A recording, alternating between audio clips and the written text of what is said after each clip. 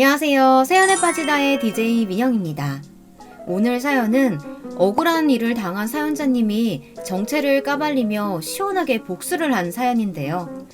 읽는 내내 속이 뻥 뚫리는 것 같았습니다. 오늘도 두 가지의 사연이 준비되어 있어요. 그럼 오늘의 사연 시작해 볼게요.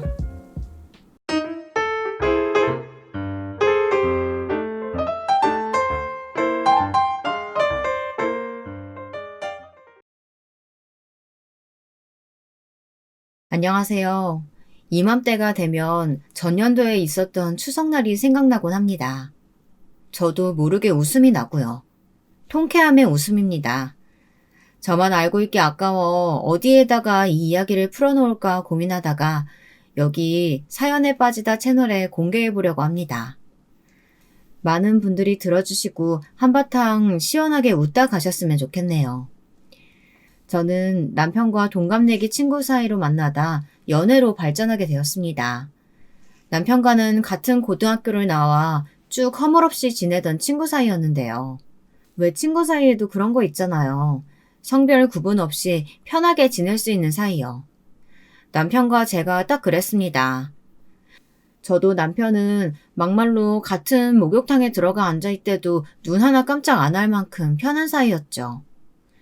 저는 약간 왈가닥의 골목대장 기질이었어요.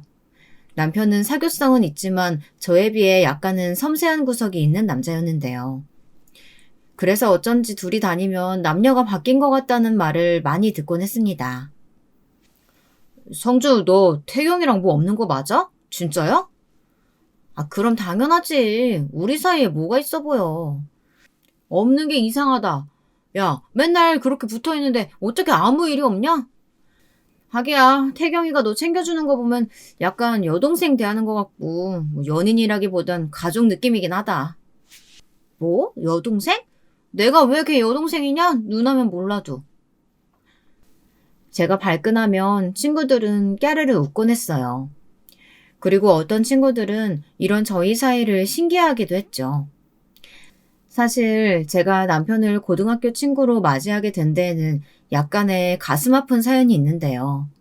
바로 저의 가정환경 때문입니다. 저는 오빠 하나에 어머니 한 분과 함께 살고 있었는데요. 아버지는 일찍이 집을 나가 소식을 알 길이 없었습니다. 저희 오빠로 말할 것 같으면 도박에 미쳐 돌아가 어떻게든 집안 돈을 빼돌리는 인간이었어요. 어머니는 매일 술에 쩔어 사시는 분이셨고요. 시당총에서 힘들게 일을 하시다가도 하루는 술을 잔뜩 마시고 일을 나가지 않기도 하시고 그렇게 띄엄띄엄 벌이를 하시곤 했습니다. 아이고 이 가여운 거 낳아놓고 돌보지를 않으니 내가 성주 너만 보면 눈물이 난다. 아유 불쌍한 거. 아, 엄마 그만해요. 성주도 이제 말 다 알아듣는데 마음 상해.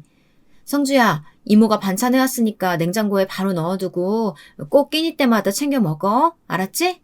저번처럼 굶고 그러면 안 된다.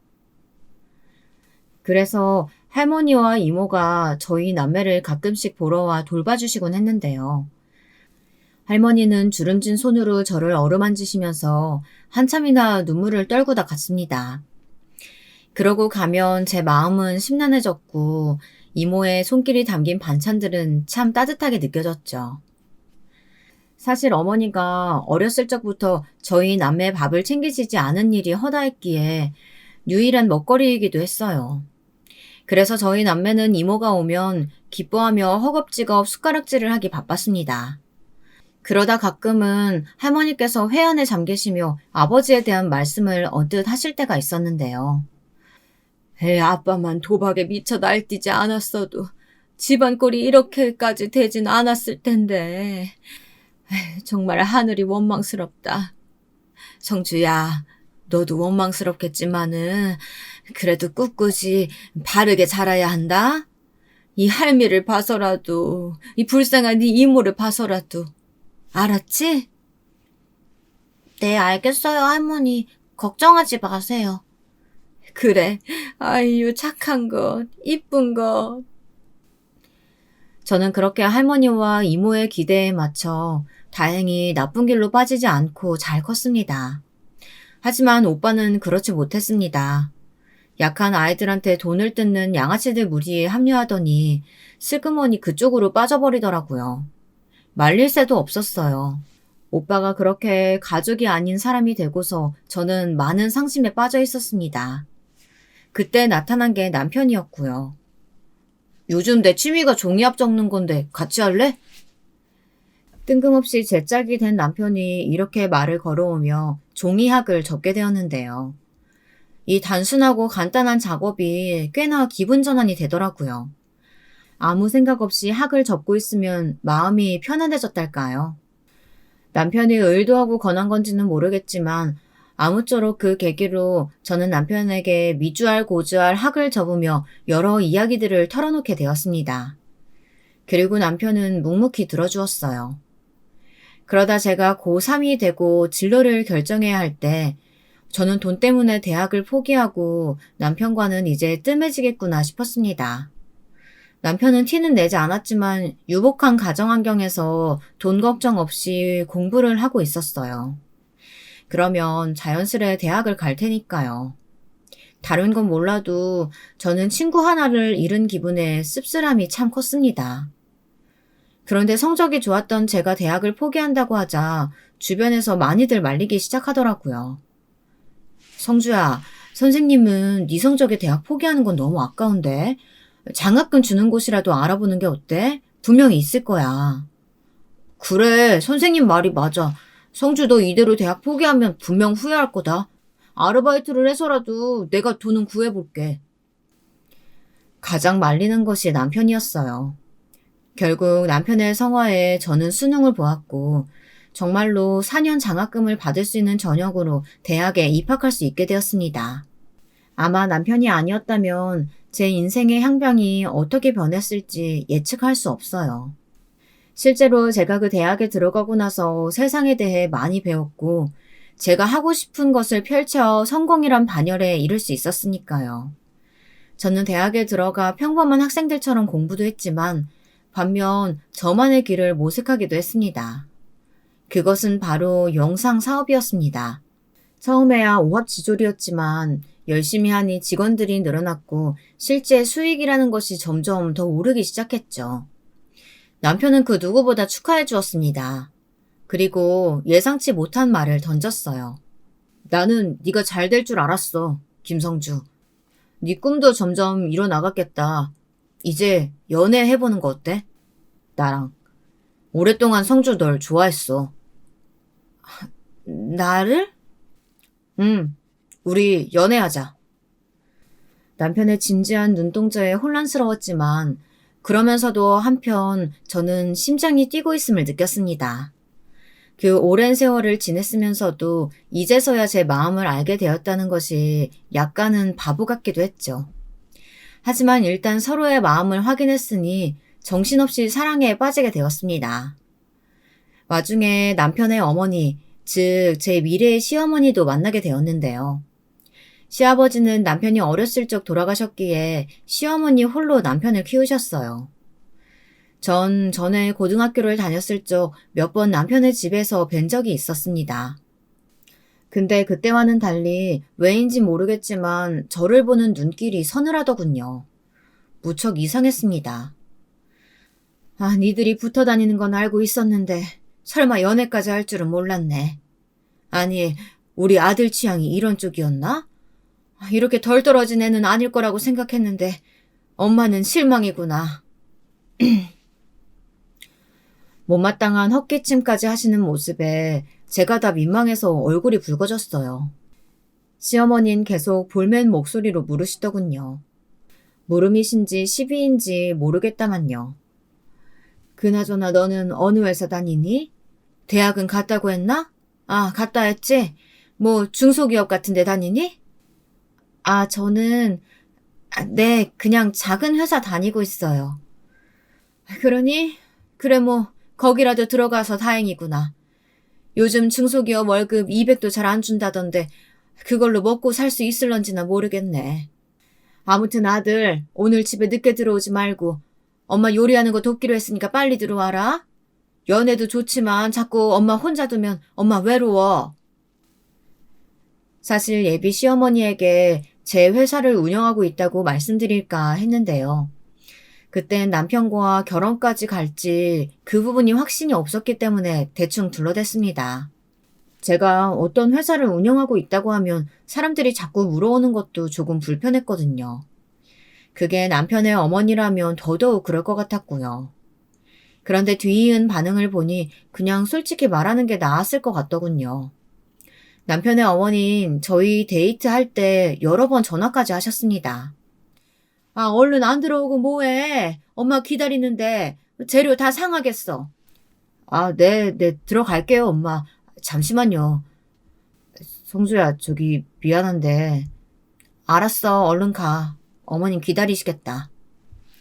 얼떨결에 남편을 보내주곤 했지만 저에게 호의적이지 않은 예비 시어머니의 태도에 전 남편과 결혼을 결정하고 난 뒤 생각이 더 많아졌습니다.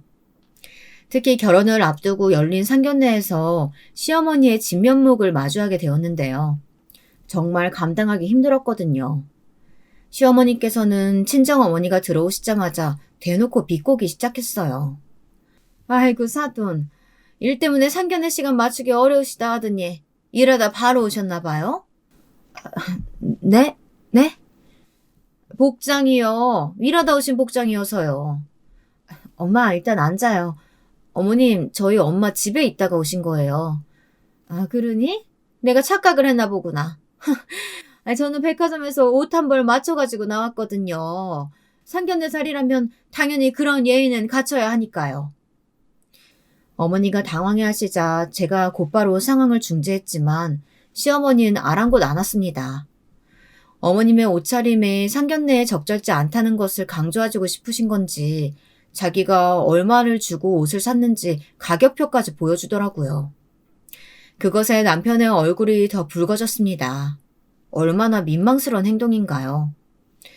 그런데 게다가 옆에 있던 도련님마저 저희 친정엄마 옷차림을 한번 쓱 훑어보더니 픽 비웃는 소리를 내더군요. 참고로 도련님은 남편보다 5살 아래의 동생이었는데 사고를 많이 쳐서 시어머니의 애물단지 같은 존재라고 하였습니다. 거기다 치장하는 것을 어찌나 좋아하는지 저보다 향수니 화장품 종류 같은 것들을 더 잘 알고 있더라고요. 말 다 했죠. 정말 생각지도 못한 도련님까지 예의 없는 태도로 앉아있으니 열이 받을 수밖에요. 저희 딸 잘 부탁드립니다. 저희 딸이 부족한 엄마 밑에서 자라 많이 배우진 못했어도 참 착하고 이쁜 아이예요. 어렸을 때도 제가 엄마임에도 딸을 많이 의지했어요. 친정어머님 더듬더듬 어렵게 말씀을 이어나가셨어요. 이런 자리가 익숙하지 않은 터라 식은땀까지 흘려가면서요. 아유, 그러시겠죠. 동네에서 유명하셨잖아요. 이런 자리에서 말하긴 못하지만 술을 좀 드셨어야죠. 저도 알아요. 그래서 얼굴 보기 조금 껄끄러웠는데 어찌됐든 애들이 서로 좋아 죽겠다고 하니까 이렇게도 인연이 만나지나 보네요. 술은 끊으셨죠? 네? 네, 그럼요. 끊어 나가고 있는 중입니다. 상담 다니면서 도움도 많이 받고 있고요. 저 근데 다른 이야기 하면 안 될까요? 오늘은 애들 이야기 하는 게.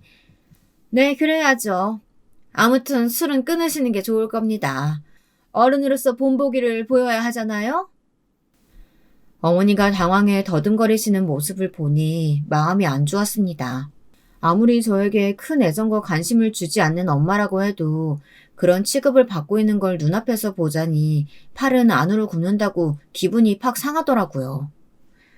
상견례 이후 남편의 거듭되는 사과에도 마음이 풀리지 않았는데 다행히 이모가 제 고민을 들어주셨어요. 성주, 네가 진심으로 그 사람 좋아하고 아낀다면 결혼해도 좋아. 근데 이모가 이거 하나는 말해두고 싶다. 결혼은 집안끼리의 결합이라고들 많이들 하는데 그건 그만한 이유가 있어서야. 요즘 시대에 시어머니 안 보고 사는 며느리도 흔하다고 하지만 고부 갈등 있으면 명절이건 생일날이건 마음 힘들어져. 나는 우리 성주가 귀한 대접만 받으며 살았으면 좋겠어. 이모의 이 말은 오래도록 제 마음에 남았습니다. 마치 쐐기를 박은 듯이요. 시어머니, 고부 갈등이란 이런 키워드가 제 인생의 화제로 등장할 줄은 미처 몰랐으니까요. 결혼을 하고 난 후 고부 갈등은 본격적으로 심화됐습니다. 그 시발점은 시어머니가 저희 집을 들락날락거리면서부터였어요. 신혼집을 시어머니 집에서 차로 40분 거리에 잡게 되었는데 시어머니는 직접 차를 끌고 여기까지 오셔서는 집안 검사를 하시더라고요. 집안에 먼지며 냉장고 반찬 배열이며 사소한 거 하나하나까지 말입니다. 얘, 너 아무리 회사 다닌다, 뭐 한다, 바쁘다고 해도 이런 건 여자가 챙겨줘야 하는 거야. 거기다 창틀에 먼지가 한 구덩인데 어떻게 닦을 생각을 안 하고 사니? 아유, 사는 꼴만 봐도 내가 답답해서 숨이 막힌다. 아니지. 사실 결혼식장에서부터 숨이 꽉 조여왔는데 내 아들이 너가 그렇게 좋다니까 참았다. 근데 네가 내조라도 잘할 거라고 여기고 받아줬거만. 이런 식이면 아주 곤란하다. 너 내가 이번 주 일요일에 다시 방문할 때까지 싹 다 먼지 치워놓고 냉장고 배열도 다시 해라. 채소는 윗칸에 싹 올려놓고 양념류도 따로 분류하고. 듣는 내내 정말 제가 숨이 다 조여올 것 같더라고요. 반찬을 가져오셨다 해서 비밀번호를 알려드렸더니 이사달이 난 거였습니다. 너무 후회가 되더군요. 저는 당시 회사 운영으로 무척 바빴습니다. 세세한 집안일에 신경 쓸 겨를조차 없었죠. 제가 결국 선택한 방법이 무엇이었는지 아세요? 가정부 아주머니를 고용하는 것이었어요. 차라리 원하시는 대로 집안을 깨끗이 만들어 놓는다면 더 이상 저에게 뭐라고 하실 이유가 없을 테니까요. 물론 가정부 아주머니를 고용한 것은 비밀로 해두었죠. 남편한테도 당부했습니다. 그러자 며칠 뒤 오신 시어머니는 아이고, 드디어 네가 내 말을 좀 듣는 모양이구나. 그래, 그래야지. 마음에 쏙 드네. 내가 앞으로 요리며 뭐며 우리 아들 입맛에 맞게 하나하나 알려줄 테니까 옆에서 보고 배워라. 내일 회사 끝나면 우리 집으로 건너와. 라고 하시더군요. 마치 하나의 산을 넘었는데 또 다른 산이 기다리고 있는 기분이었습니다. 저는 회사 야근이 너무 많아 그건 안 되겠다며 차라리 레시피를 적어달라고 요청드렸어요. 어머님, 적어주시면 제가 그대로 할게요. 그냥 적어주세요. 뭐? 레시피를 적어달라고? 그게 무슨 말 같지도 않은 말이야. 음식은 정성인데 레시피로 그게 그 맛을 낼 수 있겠어? 우리 아들 입맛이 얼마나 고급인데. 레시피 보면 충분히 할 수 있을 것 같아요. 일단 제가 해볼게요. 저희 회사가 요즘 큰 프로젝트를 하나 맡아서요. 그걸 꼭 따내야 하는 거라. 그런데 여기서 그냥 넘어가면 될 것을 못마땅해 하는 표정으로 사족을 붙이셨습니다. 그게 제 성질을 긁었습니다. 아니, 그깟 회사, 최저시급도 안 주는 회사 못하러 다니니? 차라리 그 시간에 우리 아들 내조나 잘할 것이지. 이래서 여자들은 밖으로 싸돌아다니면 안 돼. 집에만 얌전히 처박혀 있어야지. 작게 중얼거리는 목소리가 귓가에 푹푹 꽂히자 상처가 되더군요. 여기선 저도 지지 않고 한마디 하게 됐습니다. 너무 분에 차 목소리마저 떨렸네요. 어머님, 제가 말씀 안 드리려고 했는데 너무하시다고 생각 안 하세요? 엄연히 저희 신혼집인데 멋대로 오셔서 지적하고 이거 바꿔라 저거 바꿔라 명령하시고 제가 그대로 따라드렸더니 이제는 저보고 요리까지 배우라뇨. 저와 남편 사실 둘 다 일하는 사람들이니 적당히 배달 음식 시켜먹고 지내는 게 편해요. 그리고 남편이 저만큼 요리 잘해서 요리는 같이 하는 편이고요. 어머님 아들 직접 키워서 잘 아시겠지만 요리하는 거 좋아하는 사람이에요. 그 사람이 요리하면 저는 뒤처리하고 다른 일하고 집안일 적당히 분배해서 잘한다고 생각하고 있고요. 그러니까 더 이상의 관심은 주지 않으셨으면 좋겠네요. 부탁드릴게요. 부부 생활 존중해 주세요. 이 정도 말하면 알아서 물러서실 줄 알았죠. 그런데 여기서 입술까지 바들바들 떨면서 시어머니가 하는 말은 큰 충격을 받게 했습니다. 결국 저는 제 입으로 정체를 실토하게 되었어요. 뭐야? 야, 내 아들은 내가 알지 네가 아니? 아니 그리고 너 지금까지 걔를 요리하게 만들었다는 거야? 집안일도 시켰고? 돈도 못 벌어오는 네가 해도 모자랄 일을 왜 걔가 하게 하냔 말이야. 꼴랑 최저 시급 받는 주제에. 세상에, 난 상상도 못했다. 어머님, 왜 제가 최저시급을 받나요? 그럼 그깟 회사가 최저시급 주지 뭘 더 얹어주겠니? 안 되겠네요. 저 말씀드릴 게 있는데요. 사실 저 회사 운영하고 있어요. 영상 관련 회사고 몇 년 되었어요. 뭐라고? 처음엔 믿지 못하겠다고 하셨지만 제가 한 회사를 이끌어 나가고 있는 CEO이자 남편보다 수입이 월등히 많다는 걸 두 눈으로 확인하신 시어머니는 그 길로 입을 꾹 다무셨습니다. 조용히 반찬을 들고 집으로 돌아가셨는데요. 분하신 듯 보이기도 했고 놀라신 듯 보이기도 했습니다. 여러 감정이 번복된 얼굴이었죠. 분간하긴 힘들었지만 그보다 너무도 다행이었던 건 제 숨통을 죄어오던 시어머니의 잔소리가 싹 사라졌다는 거였습니다. 오히려 시댁에 들리면 제 눈치를 보시더라고요. 도련님이 철없는 발언을 할 것 같으면 팔꿈치로 툭툭 치며 그만하라는 신호를 보낸다든지 그런 식으로요. 보고 있자니 아주 통쾌했습니다. 결국 그깟 돈 때문에 이렇게 작아지고 위축될 사람들이 지금까지 저에게 그 위세를 떨고 있었다는 것이 참 웃기기도 하고 한심스럽기도 했고요. 그러던 어느 날 시어머니는 제게 상냥한 어조로 부탁까지 하시더라고요. 저기 말이야, 우리 애가 요즘 취업이 잘 안 된다고 하더라고. 아가 너도 알다시피 취업 시장이 워낙에 팍팍하잖니. 네가 좀 힘을 써주면 안 될까? 능력도 있는 형수 둔 게 이럴 때 좋은 거지. 안 그러니? 네? 도련님을 취직시켜달라고요? 저희 회사에요? 형수님, 저 잘할 수 있어요. 저 학점도 나쁘지 않고요. 지갑도 안 할 자신 있어요. 지금까지 아르바이트 한 데서 일머리 있다는 얘기 많이 들었고요. 남편에게 듣기론 도련님이 아르바이트를 한 것마다 줄줄이 잘렸다고 들었어요. 그렇기에 전혀 신뢰가 가지 않는 말이었죠. 그런데도 시어머니의 간절한 부탁을 외면하긴 힘들었습니다. 마침 회사에 자리도 하나 비어져 있어서 적당한 곳에 넣어주면 자기가 알아서 제 몫은 하지 않을까 싶었습니다. 일종의 기대였습니다. 허나 얼마나 아니란 생각이었는지 도련님이 회사를 출근한 지 한 달째 저는 알게 되었습니다. 인사과 직원이 달려오더니 저에게 개인 면담을 신청하더군요. 대표님, 저 태원 씨요. 새로 들어온 신입사원. 근태가 너무 불량해서요. 거기다 유부녀 직원들이랑 뭐 그렇고 그렇다는 안 좋은 소문이 파다해요. 맡은 프로젝트도 제대로 해내는 거 하나도 없고요. 대표님 가족분이시라고 해서 많이 망설였는데 알고는 계셔야 할 것 같아서요. 저도 짐작은 하고 있었어요. 근데 그 정도였어요? 알겠어요. 알려줘서 고마워요. 낙하산으로 들어왔으면서 온갖 추문이나 만들고 다니다니 이건 저에게도 먹칠하는 짓이잖아요. 화도 나고 정말 황당하더군요. 곧장 도련님을 불러 추궁했지만 자기는 열심히 일했고 충성을 다했다는 식의 태도로 나왔습니다.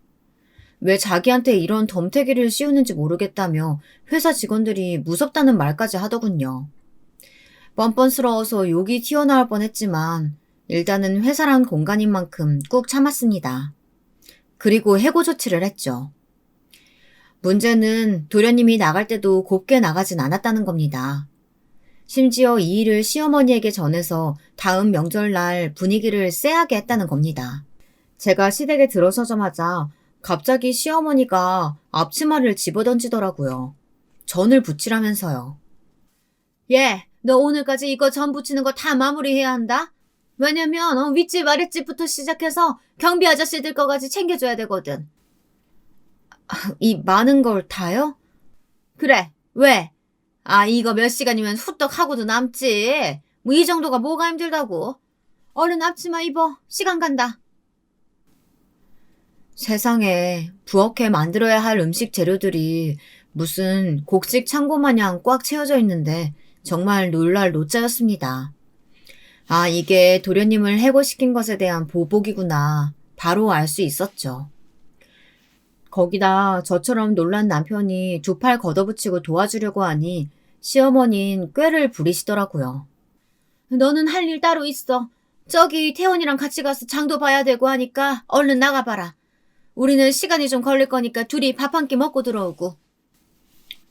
네?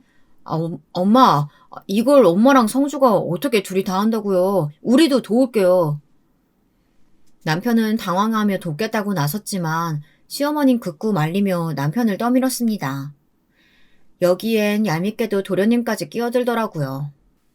형, 여긴 형수랑 엄마가 알아서 할 거야. 얼른 가자. 나 배고파.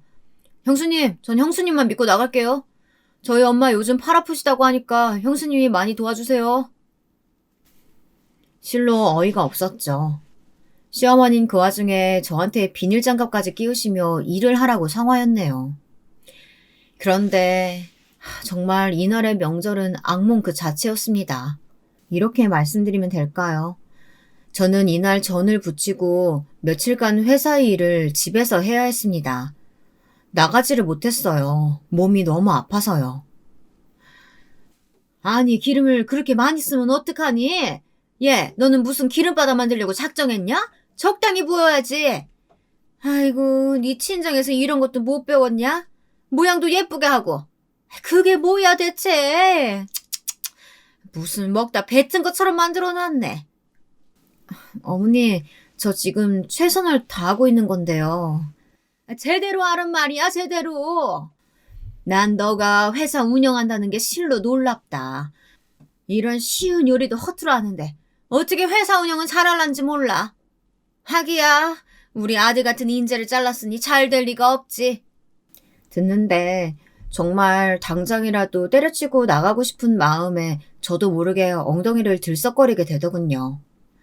그걸 보고 시어머니는 또 자세가 왜 그러냐고 지적하시고요. 근데 마침 남편이 들어왔어요. 제가 좋아하는 순댓국까지 사들고 와서 먹고 하라면서 그동안 자신이 전을 부치겠다고 하더라고요. 당신 땀이 흥 거네. 좀 쉬고 있어. 아무것도 못 먹었지. 고마워, 여보. 내가 할 거니 말리지 말라는 단호한 남편의 태도에 시어머니도 못마땅한 표정으로 물러설 수밖에 없었죠. 남편이 도와주었기에 다행히 예상했던 시간보단 빨리 끝낼 수 있었습니다. 다만 아까 말씀드렸다시피 후폭풍이 정말 대단했죠. 남편은 연신 미안해했고 저 역시 시어머니의 시자엔 학을 떼게 되었고요. 그런데 참 우스운 것이 제가 돈을 많이 번다는 걸 알게 되니까 시어머니가 구박을 할 땐 하더라도 또 자기의 생일이 돌아올 때가 되면 그 한 달 전부터 어마어마하게 잘해주신다는 거였습니다. 우리 며느리가 내가 만들어주는 오징어 젓갈 좋아하잖아. 그래서 만들어봤다. 이거 산 거에다가 양념 새로 다시 한 건데 아주 맛있을 거야. 너 매운 거 좋아한다고 했지? 일부러 맵게 했으니까 얼른 한 입 먹어봐라. 응? 어머니, 저 매운 거 잘 못 먹는데. 매운 건 남편이 잘 먹어요. 아유, 어머, 그랬나? 아유, 내가 늙어서 기억력이 깜빡깜빡해. 우리 착한 며느리가 이해해다오. 이때만큼은 제가 뭐라 반박하는 말을 꺼내도 지적하지 않으시고 설설 기는 태도로 일관하셨습니다. 그러면서 은근슬쩍 자신이 원하는 선물을 들이미셨죠. 백화점에서 새로 나온 신상 명품 백이라던가 화장품 같은 것들을요. 하지만 시어머니의 생신이 다가왔을 때 저는 말씀하신 선물을 준비해가지 않았습니다. 정확히 말하면 1,000만 원대의 그 명품 백은 살 수가 없었어요.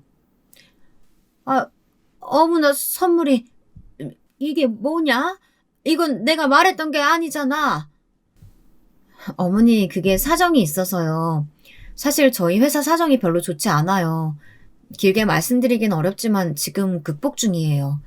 일단 회사 재정을 회복하는 게 우선이라서요. 엄마, 핑계처럼 들리겠지만 진짜예요. 우리 와이프 이것 때문에 요즘 맨날 날방 까고 있어요. 건강 나빠질까봐 걱정돼 죽겠다니까요. 그리고 이것도 적은 금액 들여 산 거 아니에요. 네, 사실 저희 회사에도 큰 사건이 생기고 말았는데요.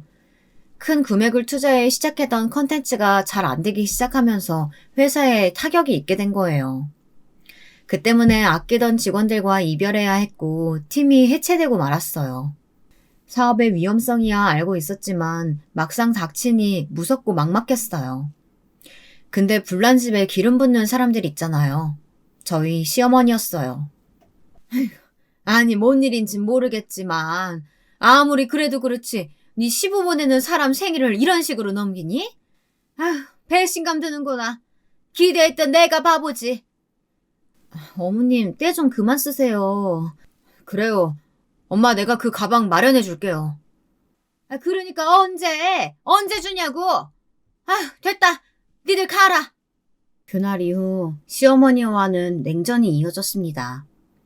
근데 이런 시기에 집안에 일이 생겼어요. 도련님이 결혼하겠다는 여자를 데려온 거예요. 저의 동서요. 그리고 마치 운명처럼 주석건이 엮여 생기는 바람에 저는 또 한 번 큰 고초를 맞이하고 말았답니다. 지금 생각하면 너무나 힘들었던 인생의 암흑기였습니다. 저는 밤낮 없이 회사를 살려보겠다고 노력하는 사이 시어머니는 동서가 들어온다며 호들갑을 떨고 난리였습니다. 얘 네가 형님이면 아랫사람 들어오는데 처음 맞이하는 자리에 뭐라도 준비해서 와야지. 그것도 그냥 동서도 아니고 부자 동서인데 말이야. 막말로 너는 사업 망하면 끝이지만 걔는 친정이 아주 빵빵해. 우리 사돈이 강남에 땅도 갖고 계시고 얜 미국으로 유학도 갔다 하지 뭐냐. 미술인지 뭔지 공부하려고. 미술학원 원장이라는데 얼마나 인물이 빼어나는지 모른다. 네 어머님. 근데 제가 그렇다고 첫 만남 자리에 뭔가를 준비해 간다는 건 동서가 오히려 부담스러워하지 않을까 싶은데요. 그리고 저 회사 망하지 않았어요. 참나 누가 망했다니? 망할지도 모른다는 거지. 원래 사업이라는 게 그러잖아. 내 주변에도 사업하다 망한 사람 많아. 내가 처음부터 불안불안했다. 결국 네 사업 망하면 우리 아들이 급이 갚으려고 개고생할 텐데. 아휴 그것만 생각하면 속이 타들어가. 어떻게 키운 귀한 아들인데. 저는 이때 시어머니의 말이 현실이 되게 하지 않으려고 부단히 노력했지만 현실은 참혹했습니다. 점점 회사는 기울어져 갔고 동서가 저희 집에 들어와 자리했을 즈음 회사를 스스로 정리하기에 이르렀습니다. 영상에만 집중해도 좋았을 텐데 다른 곳으로 눈을 돌려 무리에 확장하려고 한 게 잘못이었습니다. 시어머니는 이 소식을 듣고 땅을 치며 제 탓을 했고 이혼 이야기까지 화두에 올렸어요. 그리고 그 시점 들어온 강남 친정을 둔 동서는 극진히 환대에 맞지 않았죠. 너무나 다른 대우에 서러워서 눈물이 날 지경이었습니다. 그 다음에 시어머니의 생신날 제 쪽엔 나물들을 동서에겐 모조리 맛있는 반찬들을 몰아주시며 이렇게 말씀하시더군요. 아유 우리 둘째 아가는 왜 이렇게 이쁜가 몰라. 시어머니 생각한다고 이렇게 선물도 사오고. 아니 명품 가방은 내가 늘 군침만 흘렸지 한 번도 가져보지 못한 건데 너무 고맙다 아가. 내가 요즘 너 때문에 삶에 낙이 생겼어. 우리 첫째 부부 때문에 내가 마음고생이 정말 심했는데 말이야. 이 가방이 나를 위로하네. 이게 다 우리 둘째 아가의 넉넉한 마음 씀씀이지. 아휴 그에 비해 집안의 큰 며느리라는 겨우 무슨 비타민 세트 같은 걸 사가지고 와가지고는. 이거 경비 아저씨나 줘야겠다. 여기에 화가 난 남편이 뭐라고 쏘아붙이려고 하니 도련님이 곧바로 받아채더군요. 엄마 우리 와이프가 능력이 대단하잖아. 무려 미술학원 원장인데. 엄마 우리 와이프한테 잘해줘야 돼요. 잘해줘야지. 공주를 모셔야지. 아니에요 어머님. 또 갖고 싶으신 거 있으시면 말씀하세요.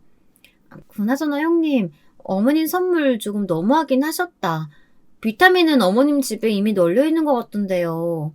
형님이 신경을 잘 안 쓰시나 봐요. 제가 무슨 날 신경 써주니? 쟨 지금 지 살 길도 못 찾고 헤매는 애야. 내가 결혼 뜯어말리지 않은 걸 진짜 후회한다. 엄마 작작하세요. 남편이 소리를 지르자 그제야 어머니는 말을 멈췄습니다. 저는 이때 스트레스가 상당히 심한 상태였어요. 회사가 망한 것도 모자라 집도 작은 집으로 옮기고 일거리를 찾는데도 잘 구해지지 않았거든요. 시어머니 선물도 겨우겨우 사간 거였습니다. 근데 저렇게 말하시더라고요. 그리고 여러분도 느끼셨겠지만 동서도 만만치 않은 인물이었어요. 시어머니가 대놓고 저를 비아냥하는 발언을 하고 있으면 가만히 있어도 될 걸 호호 웃으며 동조를 하더군요. 저하고 둘이 있을 땐 은근슬쩍 말까지 놓으며 하대하기도 했어요. 커피를 타야 하는 일이 있으면 자기는 손목이 아프니 대신 해달라고 한다던가, 과일을 깎으려고 하면 칼을 무서워한다나 말도 안 되는 소리를 하면서 말이죠. 그리고 겉으로는 형님, 전 형님 같은 분이랑 가족돼서 참 좋아요. 전 사업하는 여자들 개인적으로 존경하고 멋있다고 생각하거든요. 저도 학원 운영하지만 형님도 회사 운영하셨으니 대화가 좀 통할 것 같네요. 이런 말을 하면서 시어머니 앞에선 꼬리를 흔드는 스타일. 그게 딱 동서였어요. 솔직히 무서웠죠. 앞뒤가 완전히 다르니까요. 그날 전 남편에게 차에 가 있으라 하고 시댁을 나오며 주차장으로 동서를 불렀어요. 솔직한 제 기분을 표현하기 위해서였죠. 동서, 오늘 시어머니에게 한 그런 말 다신 안 해줬으면 좋겠는데 별로 기분이 좋지 않았거든. 동서, 우리 형편 알잖아. 모르는 것도 아니고. 어머, 형님. 제가 형님 기분까지 맞춰드려야 하는 거예요? 형님 되게 피곤한 스타일이다. 뭐라고? 동서, 지금 그게 무슨 태도야? 형님, 제가 충고 하나 해드릴게요.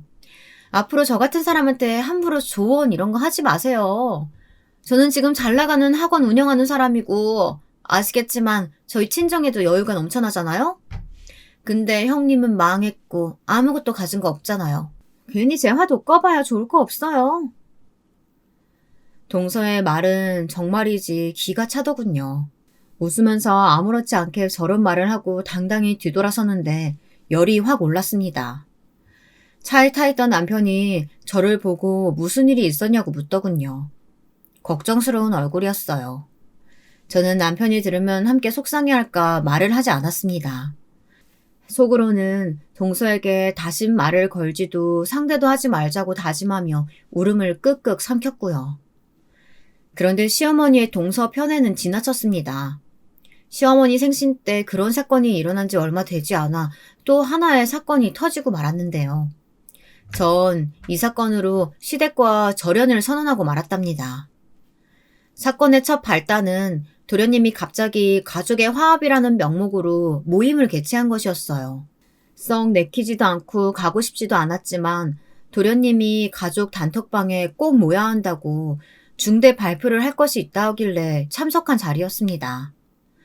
그리고 사실 저희 부부 역시 시어머니에게 알릴 소식이 있었답니다. 샹들리에가 번쩍번쩍 빛나는 레스토랑에 자리를 잡았는데 저희는 식사가 마무리되어 갈 쯤 소식을 알렸답니다. 엄마, 이 사람 임신했어요. 뭐? 어머나! 시어머니와 동서가 동시에 같이 놀라더라고요. 저는 지금 형편이 조금 힘들긴 하지만 아기 천사가 찾아온 걸 보니 잘 풀릴 모양이라고 하며 웃어 보였습니다. 그런데 그 뒤에 시어머니 반응이 석연치 않았습니다.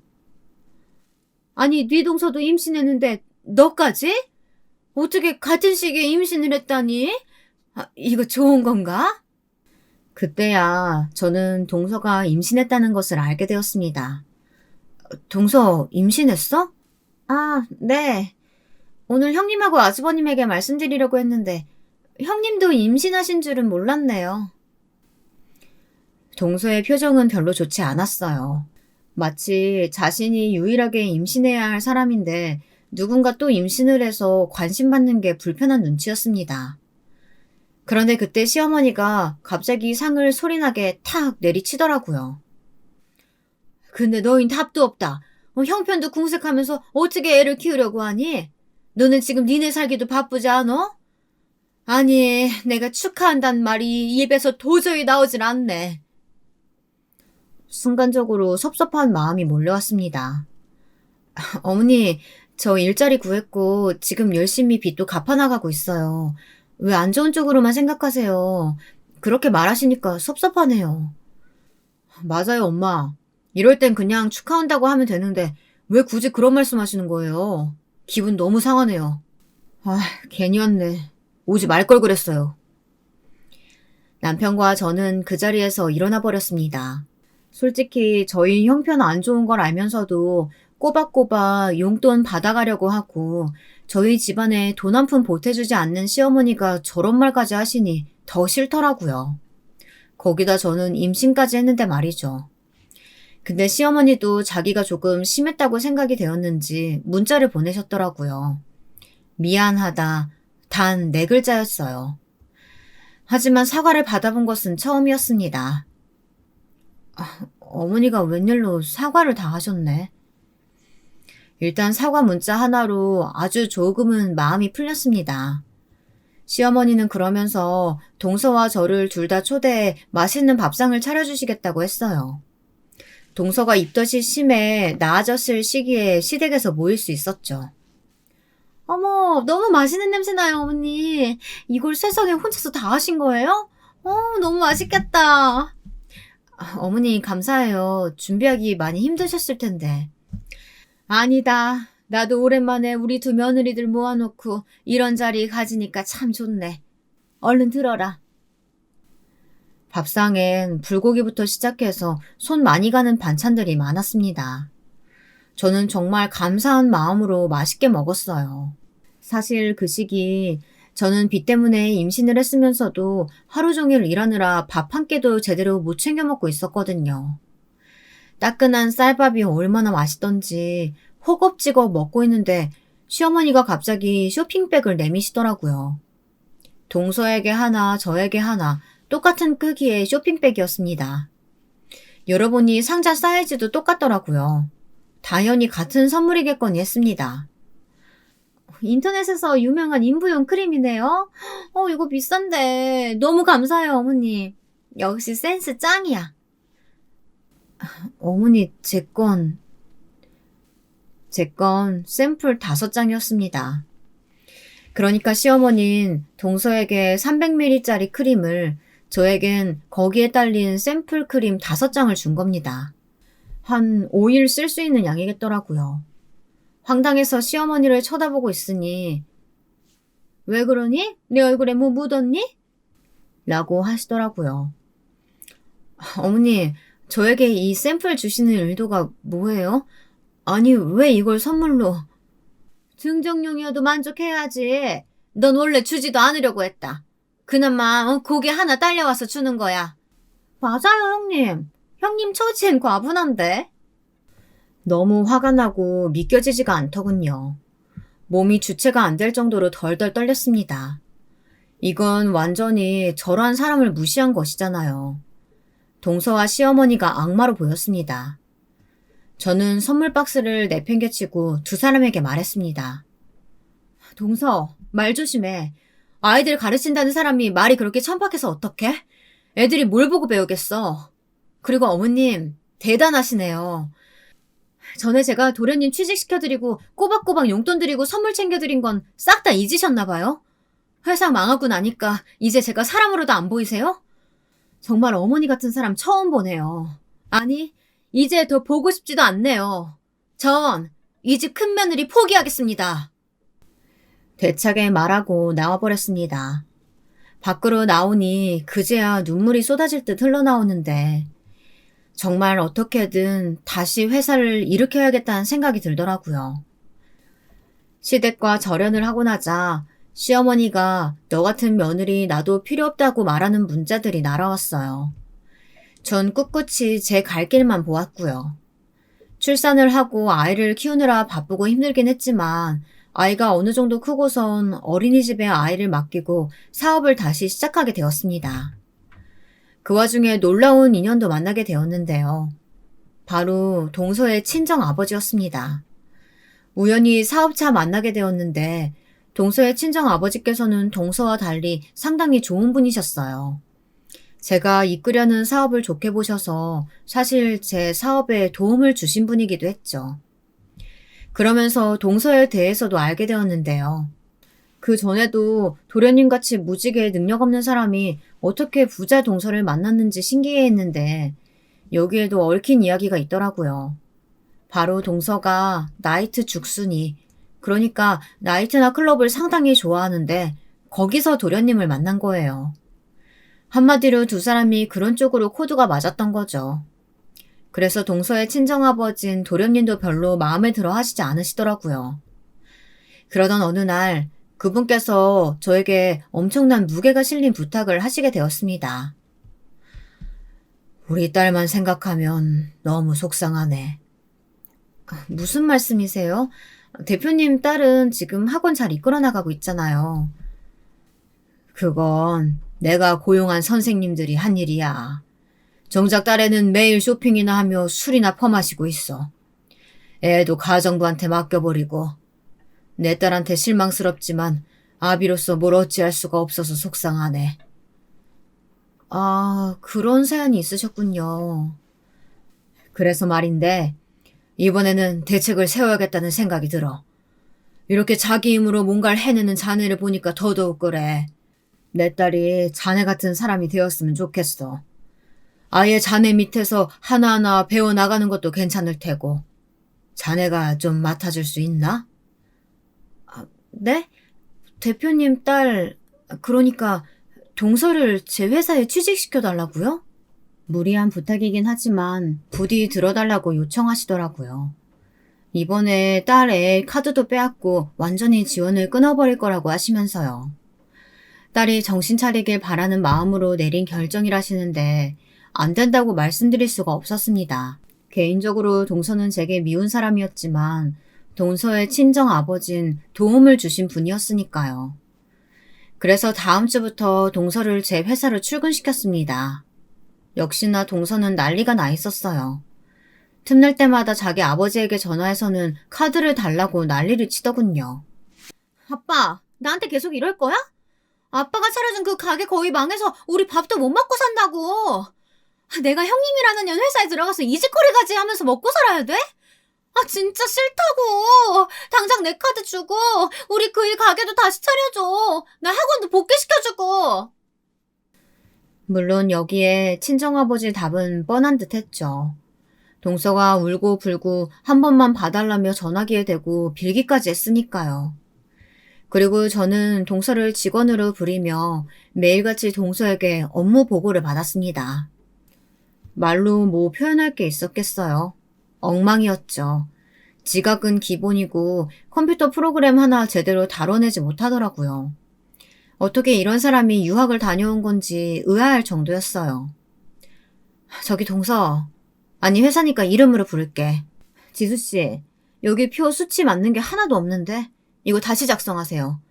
그리고 오늘도 지각했다고 들었는데 내일 지각하지 마세요. 회사는 놀러오는 놀이터가 아니에요. 형님, 제가 진짜 아랫사람으로 보이세요? 아랫사람 맞지. 그리고 말 똑바로 해. 제가 몇 가지 지적하자 곧장 기가 죽어 동서는 자기 자리로 돌아가 야근을 하더라고요. 아마 제 말을 고분고분 들어야 자기 아버지 마음이 변할 줄 알았나 봅니다. 하지만 그때부터가 시작이었습니다. 한 번도 회사 같은 곳에서 일한 적이 없던 동서는 직원들과 잘 어울리지 못했는데요. 그러니 상사의 말을 듣는 것도 익숙하지 못했죠. 지금 몇 번째 일을 시키는 거예요. 지금 지수씨 때문에 몇 시간이나 일을 질질 끌고 있잖아요. 죄송합니다. 다시 할게요. 크게 혼나고 구석에서 훌쩍거리고 있는 동서를 보면 고소하기도 하고 불쌍하기도 했어요. 그러던 어느 날 바로 사연을 쓰게 된 문제의 사건이 일어났는데요. 때는 추석이었습니다. 시어머니에게서 전화가 왔더라고요. 너희 이번에도 안 올 거니? 이번엔 손주 데리고 와라. 나도 손주 보고 싶다. 내가 바닥치고 울어야 돼? 나도 이제 엄마 노릇 할머니 노릇 하게 해줘라. 제발. 시어머니는 꽤나 애다른 어조로 남편에게 시댁에 오라고 말씀하셨어요. 저희는 시댁과는 절연을 선언했지만 이번만큼은 시어머니의 부탁으로 시댁에 가기로 했습니다. 도착하자마자 동서와 시어머니는 하하호호 웃고 있더라고요. 가까이 다가가서 보니 동서가 사온 명품백을 시어머니가 매만지고 있었습니다. 귀한 보물 대하듯이요. 왔니? 기다렸다. 얼른 앉아라. 시어머니는 저희가 기척을 내니 가져온 배와 사과 쪽을 한번 보시곤 인상을 찌푸리시더라고요. 사실상 어머니가 저희를 부르신 거니 뭐라고 하긴 그랬는지 별 말씀은 안 하시더군요. 원래 어머님이었다면 저딴 과일 세트를 사왔냐 한마디 했을 텐데 말이죠. 근데 우리 아들 왜 이렇게 헬스케진 거야? 너 밥 못 먹고 다니니? 헬스군요. 살이 5kg나 쪘는데 무슨. 헬스 끊어야 할 판이에요. 그나저나 잘 지내셨어요? 참 일찍도 묻는다. 얼굴 비치지도 않고선. 내가 기분이 괜찮았겠니? 시어머님 그러면서 제 쪽을 째려보더라고요. 그리고 나름 무난한 분위기의 식사가 시작되려고 하는데 갑자기 시어머니가 혼잣말로 중얼거리시는 겁니다. 내가 복도 지질이 없지. 저딴 싸구려 과일을 못하러 사온 건지. 젓가락을 집어 불고기를 입에 한 점 넣으려는데 계속해서 중얼대는 시어머니의 목소리에 결국 참지 못했습니다. 어머님, 뭐라고 하셨어요? 너 네 동서 반만 닮아봐. 재수없는 년이 시집을 와가지고. 아휴, 내가 너 때문에 내 아들한테 와달라고 빌어야겠냐? 이 못돼 먹은 년. 어머니, 말 조심하세요. 아이들 있는 거 안 보이세요? 너 때문에 내 아들하고 사이 멀어졌어. 다 너 때문에. 아휴, 이 재수없는 년아.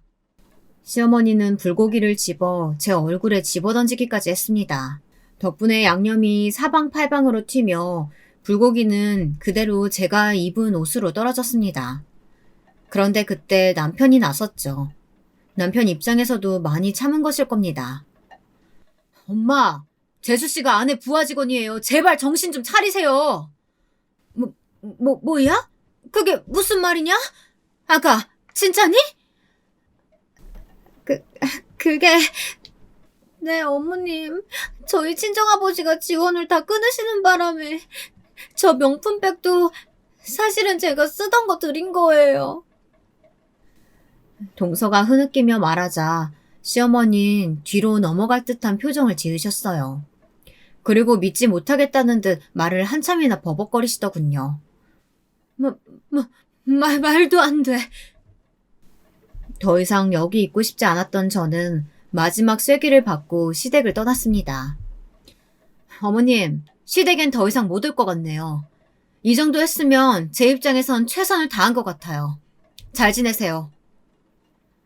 그때 시어머니의 얼타는 표정이 아직도 생각이 나네요. 그 이후 동서는 계속 저희 회사에서 일을 하고 있고 시어머니에게선 연락이 없었습니다. 가끔 남편에게 전화를 거는 것 같은데 남편이 일방적으로 받지 않고 있어요. 참고로 동서는 사람이 조금 바뀌었어요.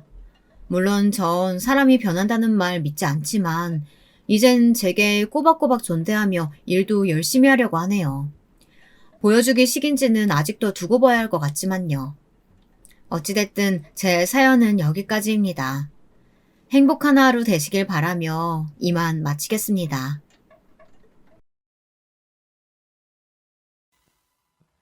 이번 시간도 여러분께 사연 한 가지 읽어드리려고 합니다. 이번 사연은요, 중년의 여성분께서 보내주신 내용인데, 이 사연을 보내시기까지 많은 고민과 갈등이 있으셨다고 해요.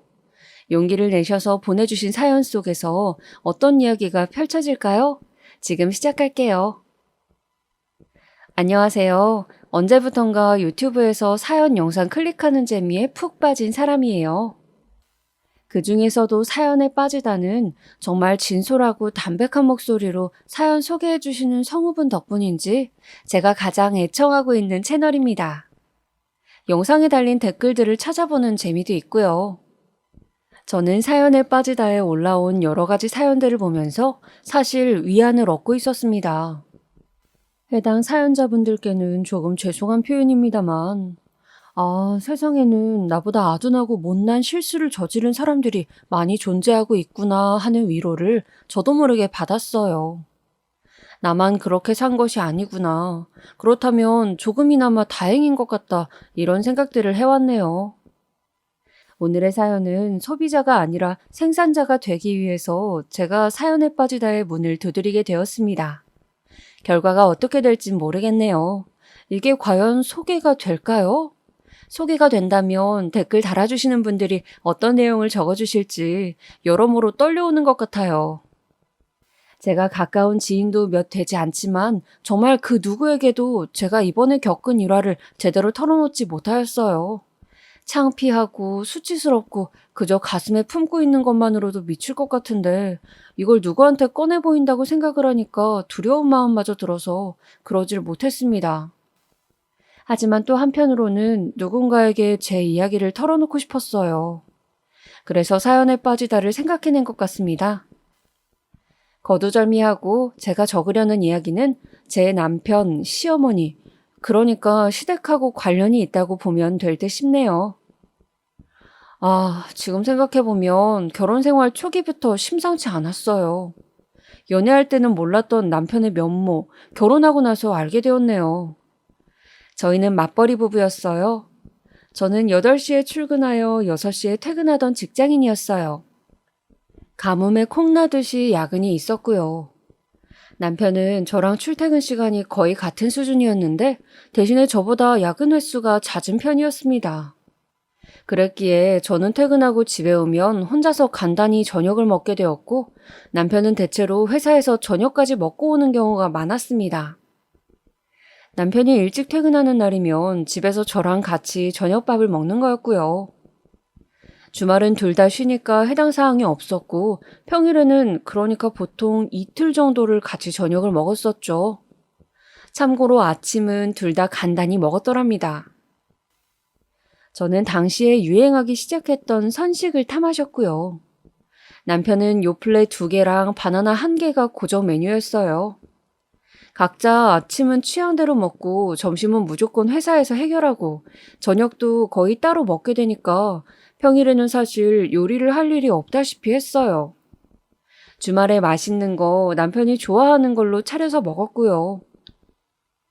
상황이 이렇다 보니까 반찬을 구매해서 먹게 되었습니다. 지금은 반찬 가게가 워낙 흔하고 그런 걸 정기 배달로 시켜 먹는 시스템도 전혀 새로운 게 아니잖아요.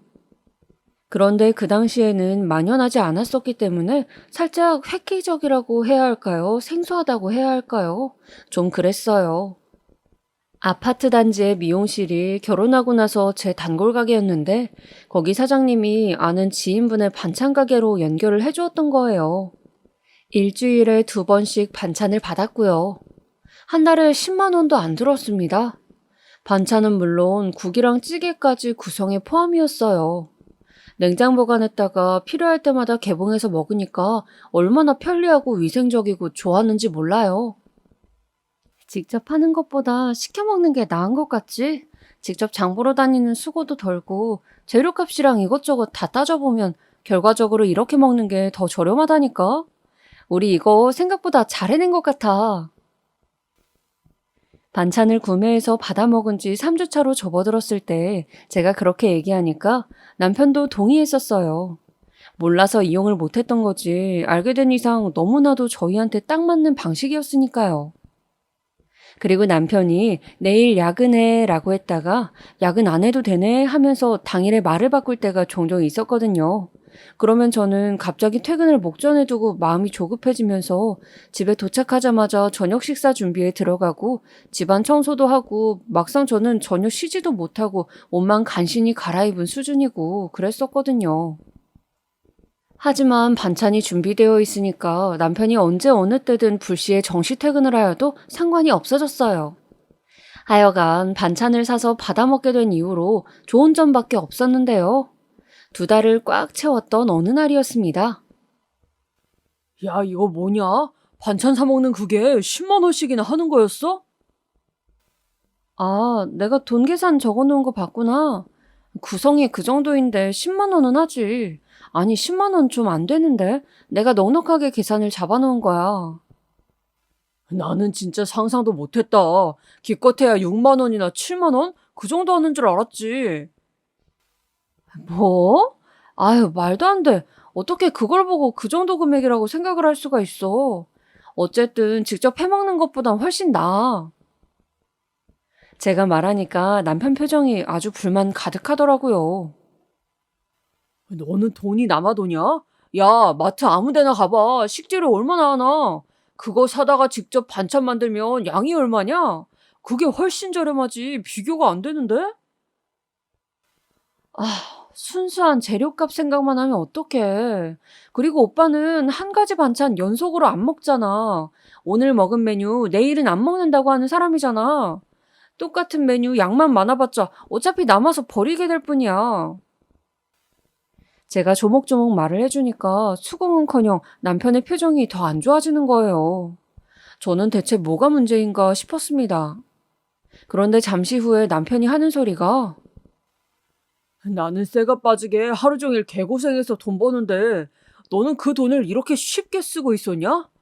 그리고 너 은근히 요리하고 집안일하고 이런 거 네가 더 많이 한다고 그거 가지고 나한테 생색내고 그러더라? 여자가 밥 차리고 집안 노동하는 건 당연한 거 아니냐? 왜 당연한 거 가지고 자꾸 나한테 생색을 내냐고. 와, 그때 정말 당황스러워서 무슨 말을 못 하겠더라고요.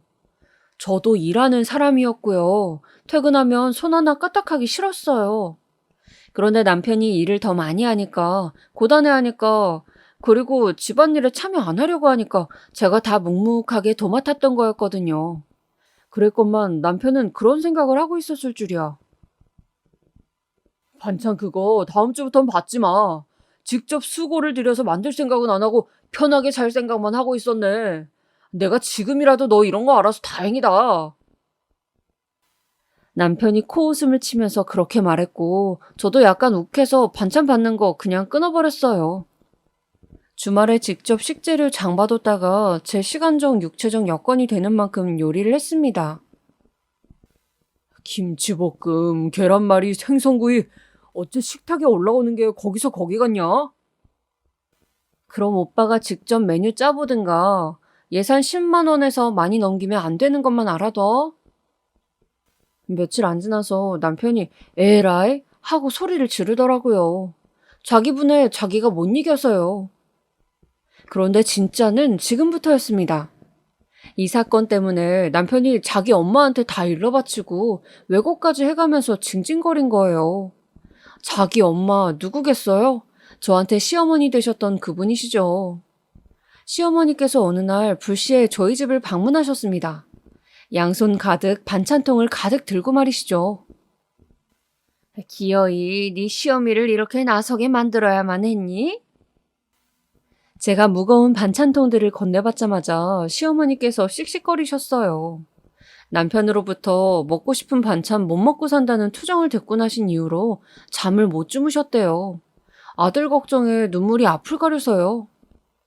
만난 반찬들 한가득 만드시는 동안 버르장머리 없는 며느리의 길을 어떻게 하면 꺾어 놓을 수 있는지 고심을 하셨다고 합니다. 그 이야기를 제 앞에서 직접 해주셨던 거예요. 그거 돈 몇 푼 버는 거 가지고 꼴에 자기도 사회생활 한답시고 거 더럽게 콧대 높은 척하네. 혀를 끌끌 차시면서 저 들으라고 중얼거리실 때 저 진짜 분노와 모멸감으로 얼굴이 뜨거워졌더랍니다. 제 생각에는요, 이때의 사건이 시어머니께서 광란의 질주를 하시게 된 시작점이었다고 여겨집니다. 저는 부모님께서 아주 늦은 나이에 보신 늦둥이 자식이었고요. 나이 차이가 많이 나는 첫째 오빠, 둘째 언니가 있어요. 그리고 오빠가 태어났을 때부터 정신적으로 좀 많이 불편한 사람입니다. 네, 지체장애인이요. 오빠랑 언니는 연년생이고요. 이렇게 좋아진 요즘 세상에서도 장애인 아이 키우기가 힘든데 정보가 없던 그 시절에는 그야말로 맨땅에 헤딩이었나 봐요. 그리고 집도 워낙 경제적 수준이 높진 않았고요. 오빠가 나아질 거라고 계속 믿으셨던 부모님께선 가지신 돈을 거의 탕진해가면서까지 노력을 다 하셨습니다. 하지만 그게 되나요? 애초에 될 게 아니었는데요. 그러나 중에 언니는 너무나도 일찍 철이 들어야만 했고 부모님과 오빠를 집안에서 감당하고 조율하며 살아와야 했습니다. 게다가 엄청난 늦둥이로 저까지 태어나 버렸으니 제가 어렸을 때 거의 언니가 저를 돌봐줬었어요. 그게 기억이 나요. 언니가 돈 벌어서 저 옷 사주고 학용품 사줬었어요. 그러던 언니는 지칠 대로 지쳐버렸고 집과 연을 끊고자 했습니다. 살면서 받은 상처가 너무 커서요. 언니는 결혼 이후 저희 가족과 절연을 하였습니다. 저 결혼할 때도 안 왔어요. 몰래 돈은 보내줬지만요. 저희 집이 이런 판국이었으니 제가 착실하게 직장 생활하면서 무조건 돈을 벌 수밖에 없었네요. 그러다가 남편을 만난 것이었고요. 당연히 제가 많이 기운 결혼이었습니다. 집에 장애인이 있다는 것 자체가 남들 눈에는 엄청난 결함으로 비춰지더군요. 그래서 솔직히 저는 시댁 앞에서 길을 못 폈어요. 에휴, 하자 있는 집안 사람은 이래서 어떻게든 티가 난다니까? 잔말 말고 이거 다 먹으면 이제 네가 반찬 정성껏 싹 만들어서 밥 차려라. 내가 싸온 이 수준으로만 그대로 하란 말이야. 시어머니께서 그렇게 말씀하실 때도 가만히 입술을 깨물고 주먹을 움켜쥐는 것으로 참아냈습니다. 결혼이라는 제도를 친정집을 탈출하는 수단으로만 여겼던 저의 속내를 알아본 하늘이 벌을 주는 것인가 하는 생각도 했었습니다. 하지만 결혼 초기부터 심상치 않은 조짐을 느낀 것에 저는 회의감을 느꼈어요. 이 결혼 생활을 정말 이어가도 괜찮은 것인지 확신이 없었죠. 하지만 저에게는 이미 선택권이 없었습니다. 왜냐하면 얼마 뒤에 저는 제가 임신 중이었다는 사실을 알게 되었거든요. 세월이 지났을 때 저는 두 딸아이의 엄마가 되어 있었습니다. 그 세월 속에서 괴팍하기 짝이 없으신 시어머니께 시집살이를 꽤 당했습니다. 황당한 건 시부모님이 이혼을 하셨어요. 이혼 후에 시어머니께서는 그대로 사셨고 시아버지께서 멀리 고향 땅으로 가셨습니다. 반대였어야 했는데 안타까울 따름이죠. 이혼 후에 시어머니께서는 더욱 고삐가 풀리셨던 것 같아요. 남편의 여동생, 그러니까 저의 시누이도 싸가지가 바가지라서 자기 엄마랑 똑같았고요. 가운데서 남편은 중재 잘 못했습니다. 제가 얼마나 스트레스를 받았는지 몰라요. 시간이 갈수록 남편은 점점 더 가부장적인 면모를 드러냈습니다. 원래 여자는 결혼해서 자기 시댁에 잘하고 늘 봉사하는 마음으로 살아야 하는 거야. 제가 남편보다 고작 몇 살 그거 어리다는 이유로 제대로 된 연장자 대우를 받길 원하기도 했고요. 맞벌이와 육아와 집안 살림과 시댁과의 관계, 이 모든 것을 완벽하게 해내야만 그게 바로 이상적인 여자라고 말하는 남자. 그게 바로 제 남편이었습니다. 제가 다시 말씀드리지만 결혼 전에는 몰랐습니다. 정말이에요. 이런 남편, 한술 더 뜨는 시어머니 때문에 억울하게 등 터지면서 지냈던 제가 처음으로 속 시원한 계기를 맞이했던 것은 시누이의 결혼이었어요. 성질 더럽고 제가 당한 시집살이에 톡톡한 자기 역할을 다했던 그 시누이가 결혼해서 엄청난 시댁을 만나버린 것이에요. 명절에 어디 여자가 친정에 갈 생각을 하냐면서 윽박지르는 시댁 말이죠. 그거 알고 제가 얼마나 웃겼는지 모릅니다. 시어머니께서 시집살이 당하는 시누이 때문에 전전긍긍 하시면서 저한테 하소연을 하셨을 때 제가 그랬습니다. 어머님 저한테 그러셨잖아요. 여자는 결혼하면 출가 외인이니까 무조건 시댁에만 충성하면 된다고요. 아닌가요? 그러자 시어머니께선 꿀먹은 벙어리가 되셨죠. 목만 벌게 져선 아무 말씀도 못 하셨습니다. 그리고 제가 있는 앞에서 시누이가 시어머니께 전화해서 우는 소리 할 때 스피커폰으로 그거 듣고 있던 제가 슬쩍 그 휴대폰을 가로채서 말했습니다. 어디 시집간 여자가 친정에다가 자기 시댁 흉을 보는 거예요. 시댁을 하늘같이 남편을 상정같이 아시겠어요?